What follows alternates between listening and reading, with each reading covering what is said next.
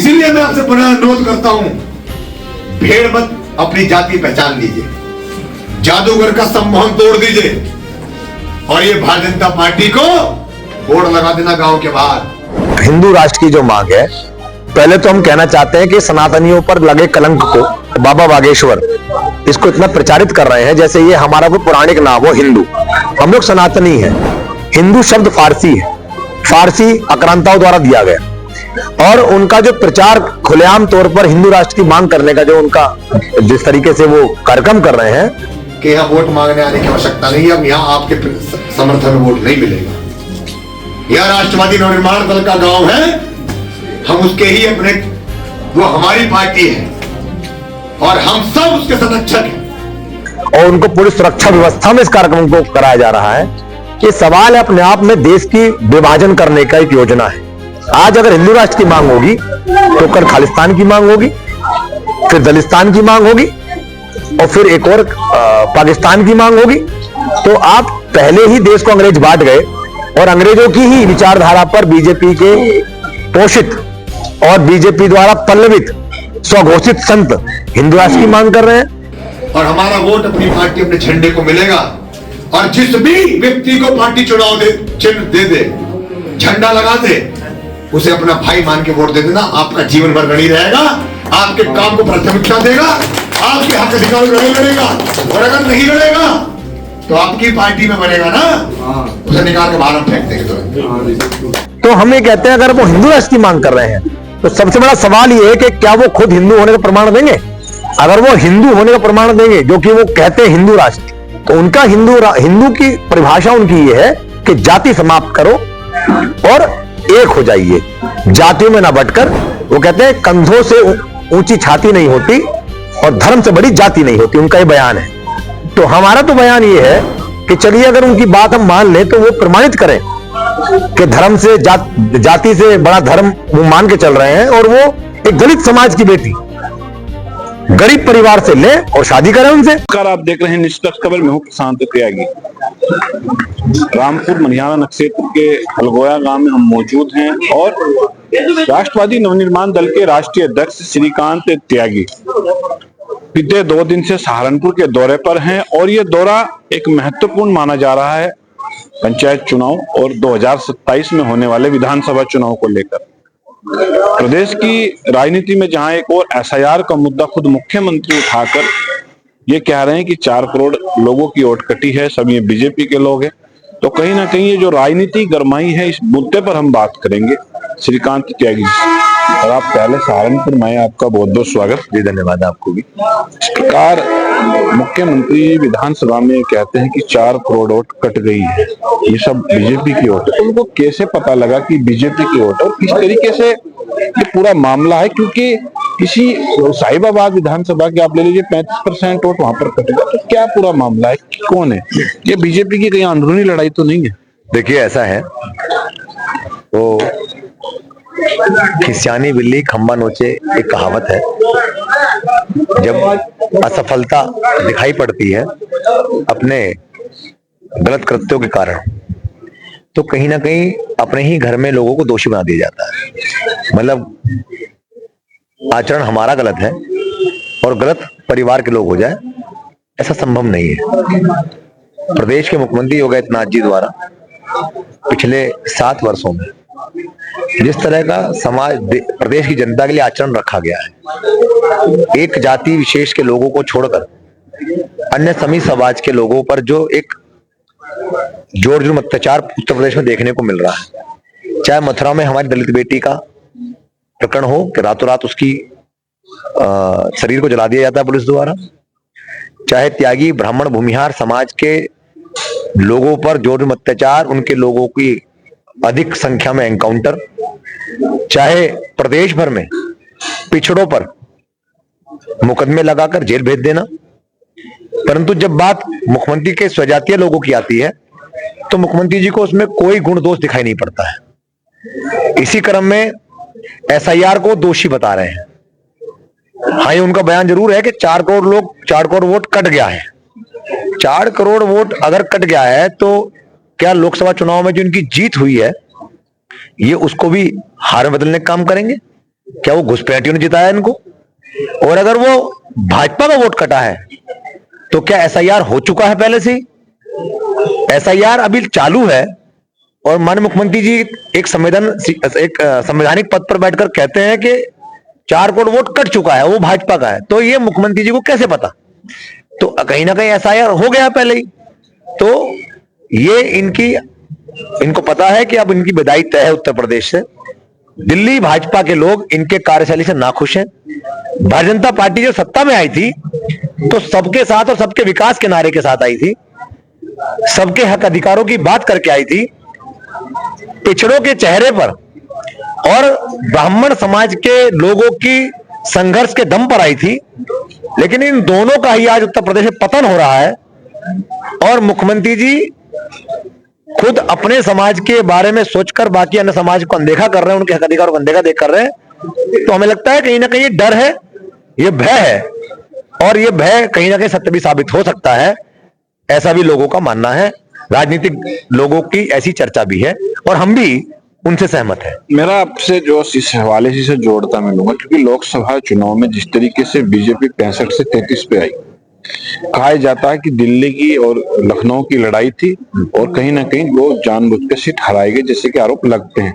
तो उसी के परिप्रेक्ष्य में ये आरोप अब जो अखिलेश यादव भी कह रहे हैं कि आपके संगठन ने काम नहीं किया है।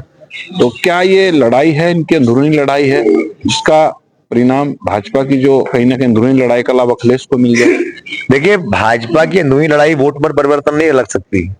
भाजपा की अंदरूनी लड़ाई अगर इतनी ही नुकसानदेह होती तो भाजपा तो कई राज्यों में अंदरूनी लड़ाई लड़ रही है, लेकिन सरकार तो वहां बन जा रही है। ये एक विशेष समाज को छोड़कर बाकी सर्व समाज के हितों की जो अनदेखी हो रही है, उसके दुष्परिणाम है। ये लड़ाई भाजपा बनाम नहीं है, ये लड़ाई हक अधिकारों की है। और जब हक अधिकारों का कहीं ना कहीं अनदेखी होती है तो लोग एक नया रास्ता चुन लेते हैं।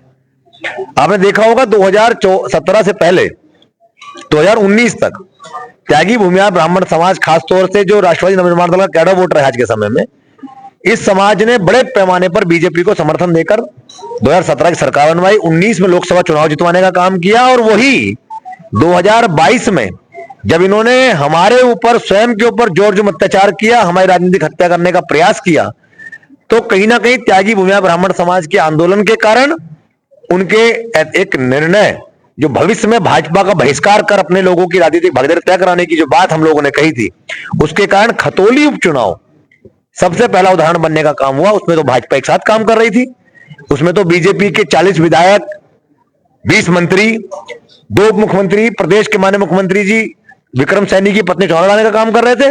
लेकिन 25,000 वाली खतौली सीट त्यागी भूमिहार समाज की सीट है, उस पर हमने 22,800 चुनाव लड़ने का काम किया।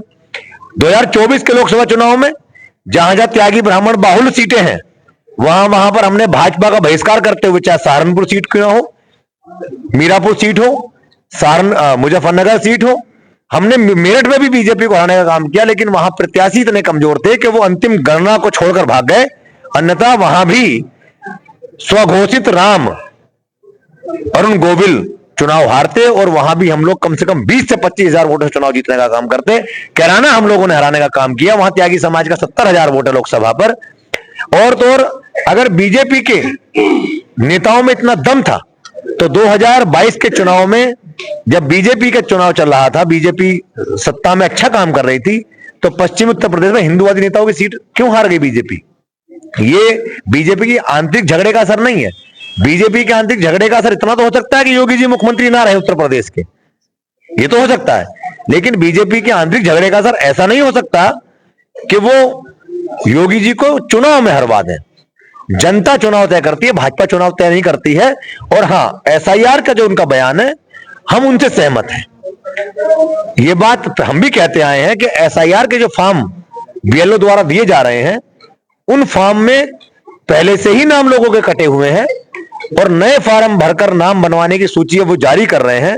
उसमें इतनी बड़ी संख्या में नाम कटे हैं लोगों के कि अगर तहसील में उनकी भीड़ लग जाए तो निश्चित रूप से वहां असुविधा का सामना लोगों को करना पड़ेगा और इसी असुविधा के चलते लोग वोट बनवाने में भी सक्षम नहीं हो पाएंगे। मेरा आपसे आखिरी सवाल है, त्रिस्तरीय पंचायत चुनाव अप्रैल में होने हैं, क्या तैयारी है राष्ट्रवादी नवनिर्माण दल की? किस तरीके से चुनाव लड़ेंगे?